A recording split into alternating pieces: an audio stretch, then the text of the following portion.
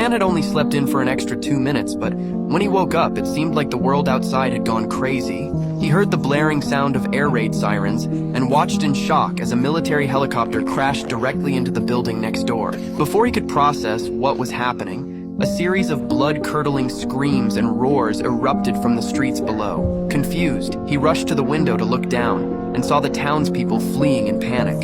His girlfriend was among them, other mom, seemingly distracted by something. Desperate, he shouted for her to come upstairs, but in the next moment she was tackled to the ground by the crowd. The man was frozen in terror, completely clueless about what was happening to the world. In a panic, he scrambled back into his apartment. Just then, a man suddenly burst into his home. It was his neighbor from next door. The neighbor frantically explained that his wife had gone insane and begged to take shelter in the man's apartment. Before the man could respond, the neighbor clutched his neck and hurried into the bathroom. Noticing what looked like a bite wound on the neighbor's neck, the man grew suspicious and grabbed a knife to protect himself. At that moment, an emergency news broadcast flashed on the TV, warning of a zombie virus outbreak in the city. The report stated that infected individuals became violent and bloodthirsty, while those bitten turned into emotionless monsters.